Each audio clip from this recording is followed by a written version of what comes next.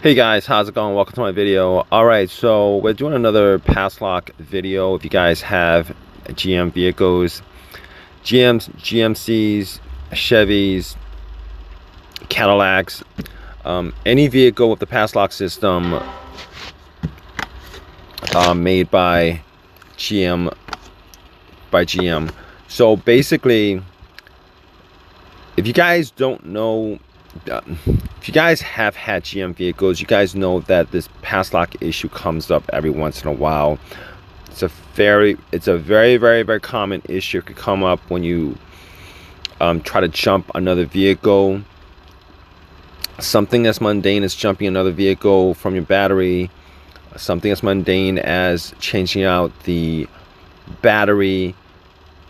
It really doesn't take much to set the PASSLOCK system to turn on, where it immobilizes your fuel system. More recent GM vehicles, they have a system where it actually immobilizes your starter, where you have a no crank no start issue. Previous to that, you have a crank no start issue with a passkey light, PASSLOCK light. You guys get that little security light on your dash, you know that the issue is a security issue. And for the most part, sometimes that's a good thing, because it actually narrows down the problems that could exist to cause this issue. Now, without that, you want to make sure, okay, that you guys actually have that light on your dash, because these no crank no starts, crank no start issues can be caused by a variety of things. And I've done many videos where you guys could reset the PASSLOCK system. You guys could do that. You guys could reset the PASSLOCK system. You guys can take the positive terminal off the battery for about 30 seconds, put it back on. You guys could take the positive terminal off the battery and touch the battery terminals 2 to 3 times, 3 to 4 times, however times. You guys can take the key out of the try to start it, take the key out of the ignition. I've done so many of these videos. Definitely look at my other videos for there's bound to be at least I don't know, 6, 7, maybe like 7, 10 different ways so far. Probably a lot more of things that people have come up with to reset their system, to get the vehicle started, to tricks that's done. Sometimes it's physical with the key turning on and off. Sometimes it's deleting, putting the OBD2 reader in and just clearing the OBD2 codes.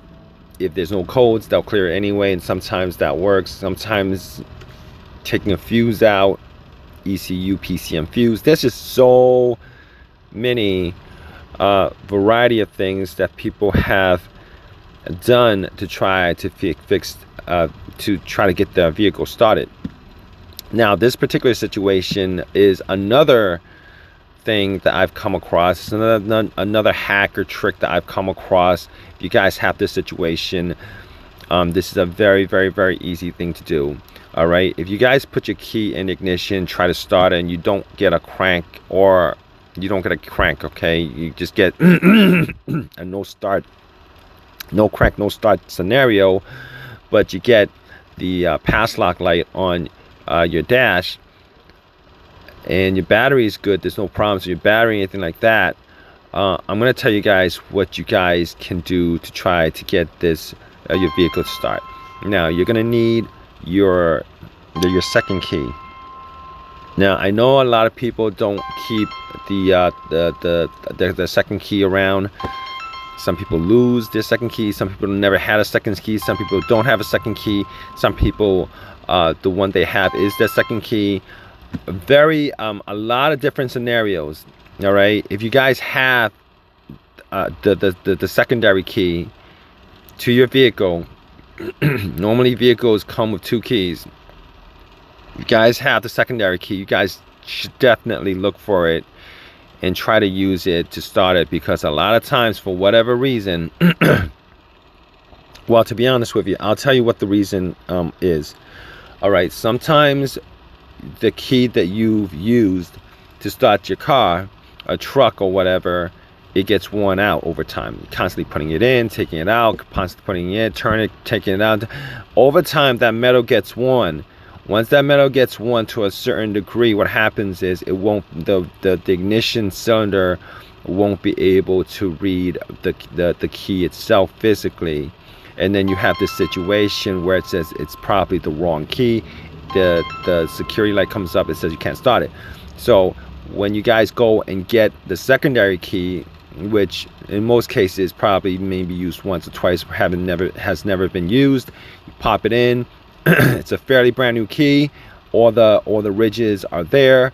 It's not worn. You turn it and it turns on. That's the trick for this video, is to use your secondary key. Sometimes, in a rare occasion, for whatever reason, the chip inside the fob key is corrupted in some way. It lost the connection is lost. It's whatever that's programmed in the old key, it's not programmed. If you guys get in that scenario, I think the trick to that is to put the key in ignition, turn it on and off 3 times or something like that. I'm not quite sure. You guys can have to look that up. I might make a future video of this, but for this video, if you guys are looking for a hack or a trick or a quick fix out of this situation, guys have that secondary key, definitely look for that secondary key and try to start it. All right, now if that works, it means that the key that you've been using has issues. All right, best thing to do is just get another key from the dealership. I think it costs anywhere from $100 to $140 to get a fob key made, and you should be good with that. But in any case, hope this video has helped you guys out. If you guys have any of your own personal tricks, there's bound to be a ton of other tricks or hacks for this system. If you guys have had them and it has worked, definitely feel free to leave a comment in the comment section. It might help somebody else out in the future. Please subscribe, please give me a thumbs up, all that good stuff. Appreciate your time, all right, guys. Take care.